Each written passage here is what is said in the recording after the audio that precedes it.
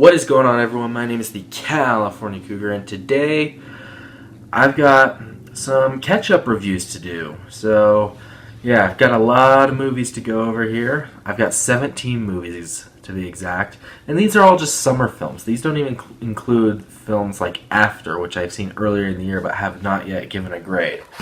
So, yeah, I've got 17 films here that came out this summer that I'm going to give a grade to. And yeah, without further ado, let's get going, because this could be a very long video. Starting off, our first review is The Intruder. Now, The Intruder basically follows this couple, and then this other guy shows up. Yeah, he's played by Dennis Quaid, and then creepy stuff happens. So, yeah, The Intruder, it's your standard creepy or creeper film, creepy stalker film, except it's so stupid. It's awful. It's just absolutely awful. The character Annie has to be one of the stupidest characters in the world. Definitely one of the stupidest characters of the year. What she does in this movie is, oh my god, I can't even comprehend. It's like, what's going on in her head throughout the entirety of this movie? And yeah, Dennis Quaid was over the top. The other actors weren't good. It's just really bad movie. There's not a lot redeeming about this movie. There's a few unintentionally hilarious scenes, but other than that, garbage film. This movie is going to get a 14% rotten rating. That's an F.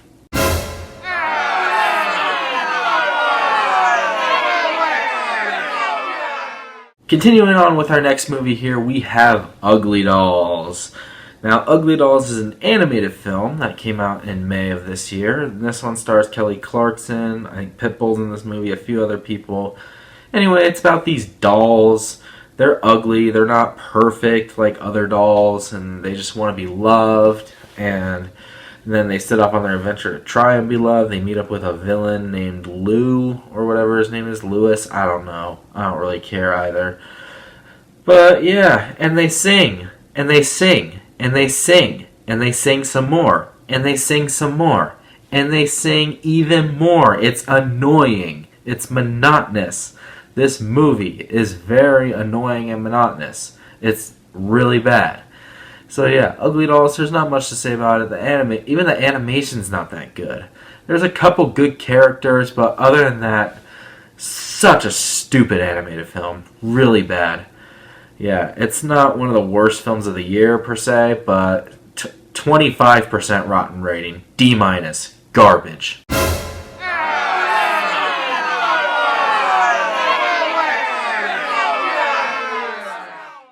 Alright, next up we have Palms. Now, Palms is a comedy film starring Diane Keaton and a few other people, and it's basically about these older women that want to create a cheerleading squad, or something like that. And then comedy ensues. Now, I will give the movie this.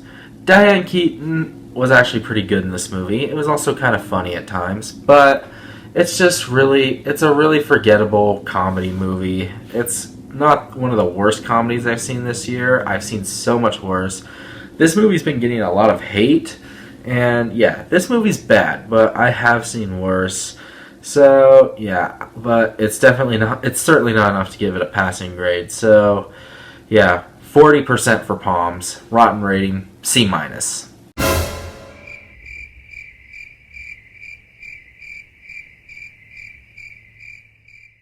Alright, up next we have Shaft, the remake of Shaft, directed by Tim Story. Samuel L. Jackson, it's good to see him back as Shaft for sure. Hearing him say, the word, his favorite swear word.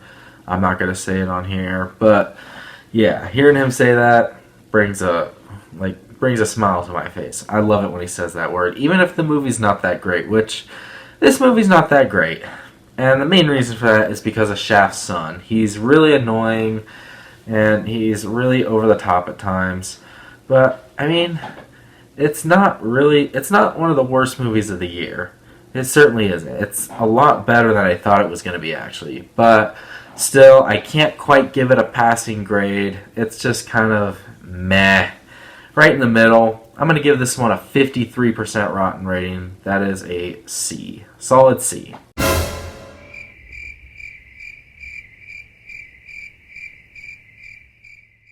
Alright, next movie we have is Luc Besson's Anna. Now, this movie It's basically your like typical female action film, nothing more, nothing less. There's some good action sequences here and there, and the main character I actually really liked. But it's super generic. It's just really bland for the most part, kind of boring. Again, not the worst Luc Besson film, considering like I'm not a big fan of Luc Besson. I didn't like Valerian very much.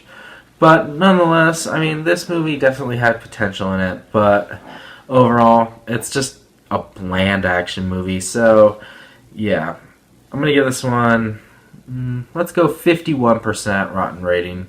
Solid C.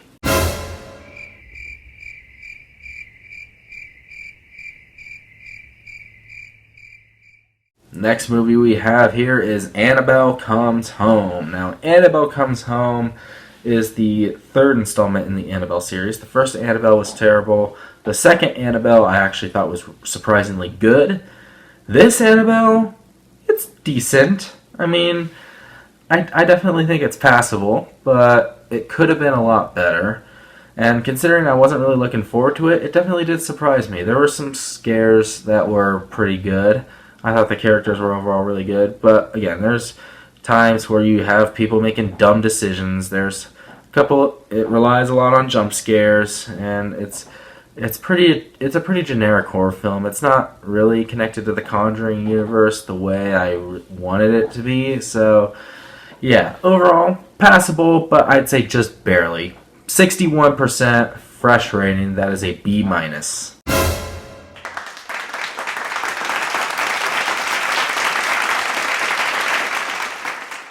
Alright, and the next movie we have on the list is Stuber. Now, this movie stars Kumail Nanjiani and Dave Bautista. Nanjiani is an Uber driver named Stu, hence the name Stuber. And then Dave Bautista, he's like this cop. And then he and Nanjiani, they end up on this like mission together, and they're doing action stuff. Yeah, basically, Dave Bautista hires Nanjiani to be like his personal driver, and then he's a cop, so he goes on a bunch of action shooting sprees. And yeah, this movie's really stupid. However, I have seen a lot worse this summer. It's not the worst comedy, it's not the worst action film. It's just really dumb. So, yeah, I mean, Dave Bautista I thought was fine in it. Kumail Nanjiani, not great. Their chemistry was okay, though. Some of the action sequences were good, some were even hilarious. However, as a whole, Stuber's just pretty forgettable. So, yeah, it's not the worst movie ever, but it's not great either. 45% rotten rating, that's a C minus.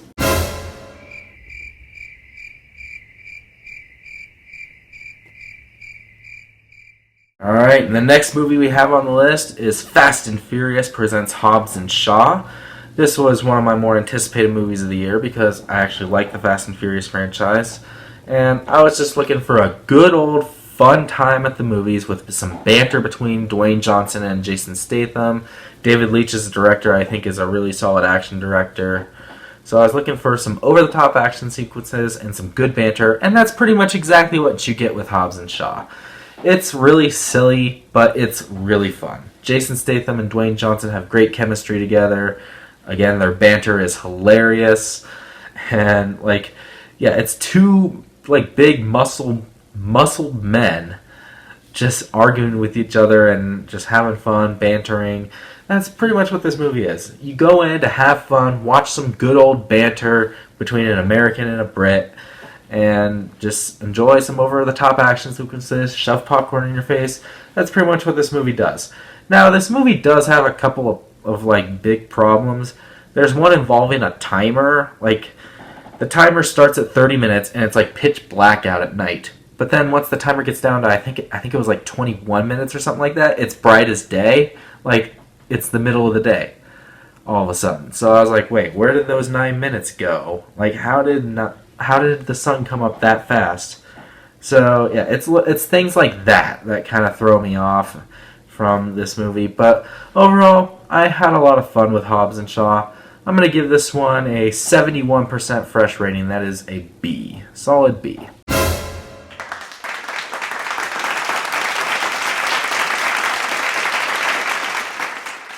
Up next, we have Dora and the Lost City of Gold. Now, Dora and the Lost City of Gold was a movie that I really wasn't looking forward to. I thought it was going to be complete garbage. The trailer sucked, and it looked like stupid slapstick.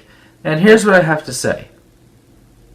It's not good, but it's not nearly as bad as I thought it was going to be. There's actually some decent moments.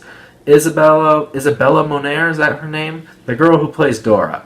I thought she did a really good job. She definitely embodies the character. Diego was okay, but yeah, Isabella Moner, like, she's the reason that this movie isn't complete garbage, pretty much, because she embodies the Dora character. She's always super happy and lively, fun to watch. So, yeah, her character was fun to watch. However, you have your other annoying characters. You have Boots the monkey in this movie, and the humor's just kind of dry and really stupid at times. So, yeah, it's one of the more overrated movies because it got like an 80% on Rotten Tomatoes or something like that. It actually got really good reviews. But, yeah, I thought it was just silly, kind of over the top at times. It's your standard kids movie, not much more than that. So, yeah, well, it's not as terrible as I thought it was going to be. Still not very good. Dora and the Lost City of Gold. I'm going to give it a 48%. That's a solid C.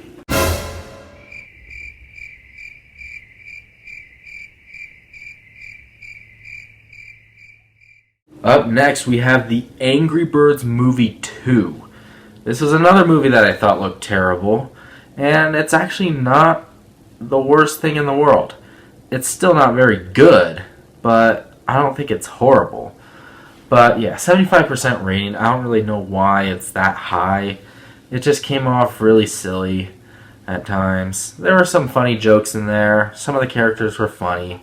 Animation looks pretty good, but not much else other than that. It's just kind of your silly little kids film. So yeah, it's just forgettable for me. Again, another one of those more overrated films of the summer. But yeah, Angry Birds Movie 2. I'm going to give this one a 44% rotten rating. That is a C minus.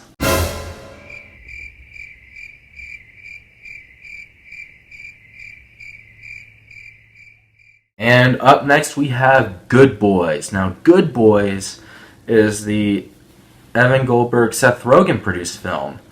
And this one stars Jacob Tremblay along with two other young kids. And basically, these three kids, they're best friends. They're beanbag boys for life. And they get invited to a party. And then they find out it's a kissing party. And so they have to learn how to kiss. And then shenanigans ensue. So, yeah, Good Boys has a 78% on Rotten Tomatoes. But honestly, I don't quite understand where people are coming from with this one. I just thought it was kind of silly, really dumb at times. There's a character named Thor in this movie. Yeah, I'm not joking. His name was Thor, and I thought he was really annoying. There's another scene involving a paintball gun that I thought was really stupid. One involving a cop I thought was stupid. But there are some good moments. I think the three boys have good chemistry. I thought the last 30 minutes of the movie were actually really good. And there's some humor here and there that does land. And there's definitely some other parts as well that I think shine. But I do think this movie is a bit overrated as well. Definitely not one I'm going to remember for a long time. Definitely one of Evan Goldberg's and Seth Rogen's weaker films. So, yeah, I'm going to give this one a 49% rotten rating. That is a solid C.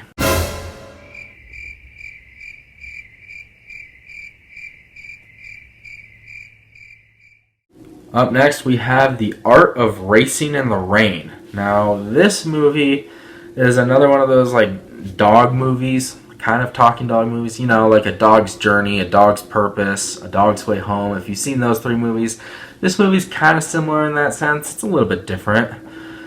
This one's got Kevin Costner voicing the dog, named Enzo, and you also have Amanda Seyfried in this movie. I don't remember who the main character is played by, but yeah, his name is Dennis, I think, or Denny. Denny, that's his name. His name's Denny. But yeah, like, he's a racer, and he marries Amanda Seyfried's character. They have a family. Enzo is the family dog. and then they get into a bunch of problems with their grandparents, I guess, or not really grandparents, their I don't know, but yeah. Anyway, this movie's kind of generic. It's kind of bland.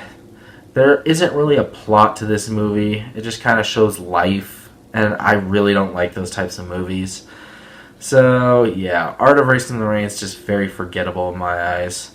It's definitely the weakest of the talking dog movies for sure. And, like, Kevin Costner, I do think does a good job voicing Enzo, and there are some heartwarming moments for sure. Definitely some very heartfelt moments, especially toward the end of the movie. However, as a whole, it's just forgettable in my eyes. Nothing too much about it that's really anything memorable. So, yeah, I'm going to give this one a 47% rotten rating. That is a solid C.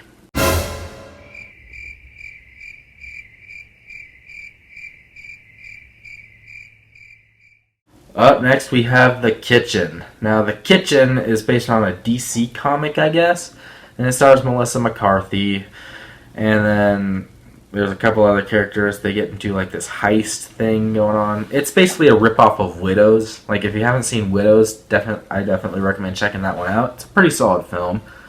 But, yeah, this film is basically a ripoff of that. It's really stupid. It's terrible. There's not a lot of good things I can say about The Kitchen.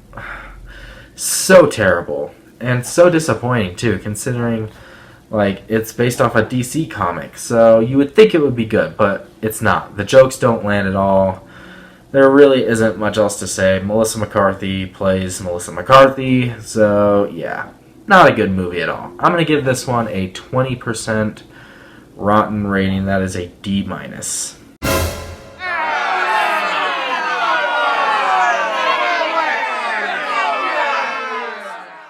Up next, oh boy, this one will be a fun movie to talk about. 47 Meters Down Uncaged.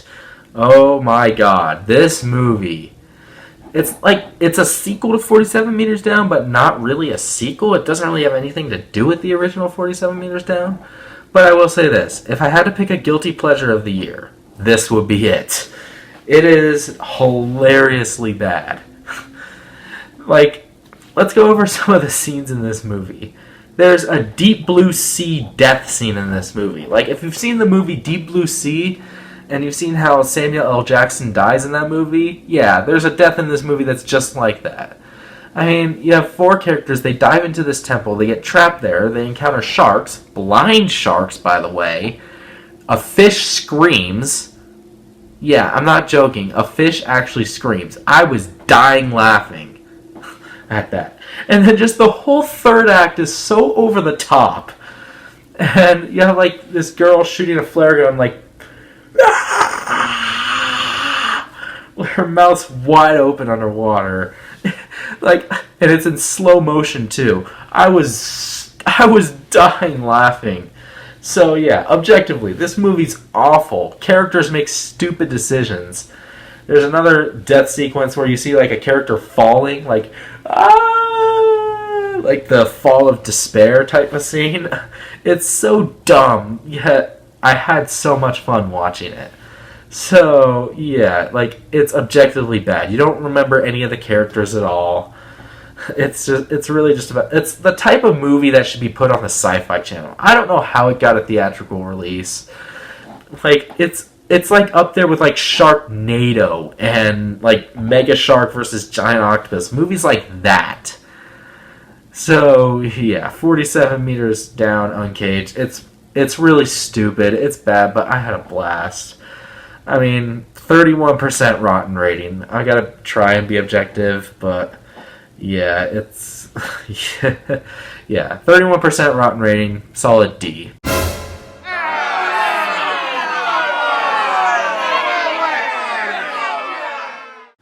Alright, so the next movie I got up here is Ready or Not. Now, Ready or Not is a film that stars Samara Weaving, and Samara Weaving's character is getting married in this movie.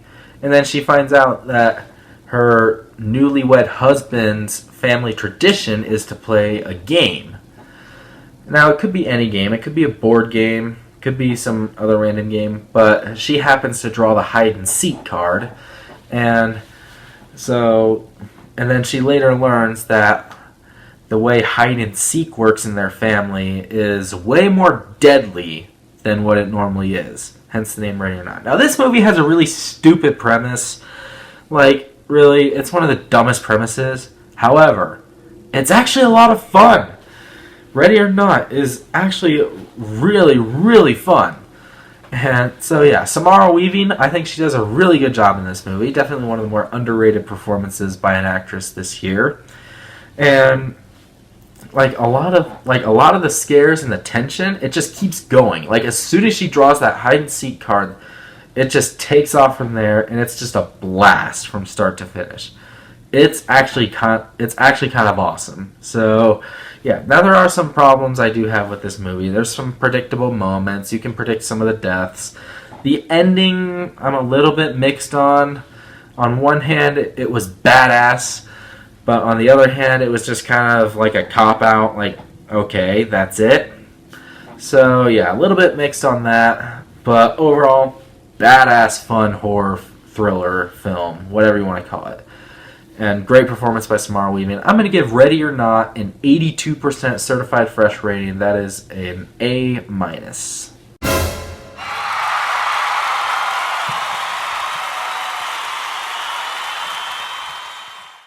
Up next, we have Blinded by the Light. Now, Blinded by the Light is about this guy, or is about this family that came from Pakistan, and they moved to Great Britain, or England, whatever you want to call it. But yeah, they moved to England, and then the main character, he attends this school, and then he meets this guy that introduces him to Bruce Springsteen, and then he uses Bruce Springsteen as an inspiration to become a writer, because he really wants to become a writer. So yeah, that's the main story of Blinded by the Light, and I actually kind of love this movie, to be honest. I didn't think I was going to like it very much, but I actually kind of loved it. First of all, the performances are great all around, and of course the soundtrack is mostly Bruce Springsteen, so yeah, that was awesome. The story was very inspirational. It's a follow your dream story, so you're going to have some cliches in there, but nonetheless, it's still a really good story, a great movie. There are some great scenes. When Born to Run plays in this movie, I thought that was fantastic. And yeah, it was just a really fun movie. Haley Atwell's in this movie as well. She plays the main character's teacher, and I thought she was really good. But yeah, just like all the characters I thought were really good. Although there are a couple characters, one being like the main character's friend, Matt. Not the guy that introduces him to Bruce Springsteen. I actually thought he was really good. But Matt, I wasn't really a big fan of him. And then the dad in the movie, I thought he was your typical cliche dad that tries to get in the way of a son following his dreams. So yeah, wasn't too big on him. But other than that, Blinded by the Light, really, really good movie for sure. Definitely one of the better gems of the summer. So yeah, I'm going to give this one, let's go 88% certified fresh rating. That is a solid A.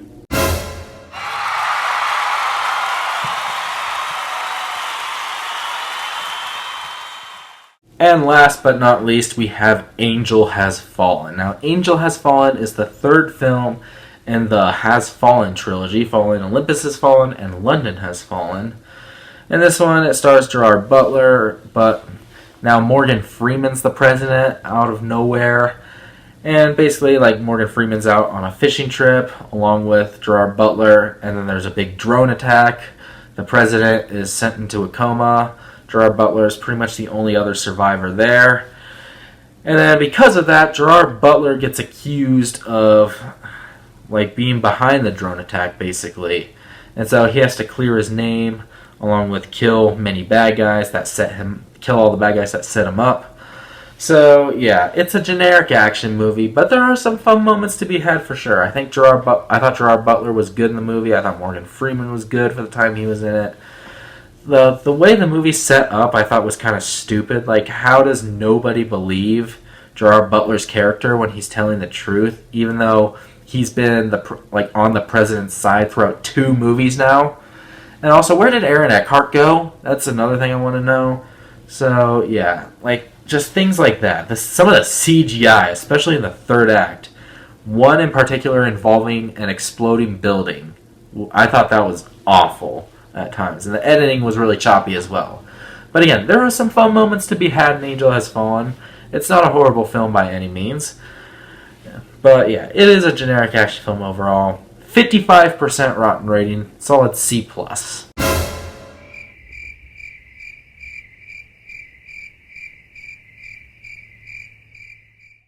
And that is it for all of the summer catch-up movie reviews that I have to do. I'm sorry if some of them were kind of rushed, but I didn't want this video taking too long, so yeah, I did what I had to do to try and get this done. This video is already coming out late.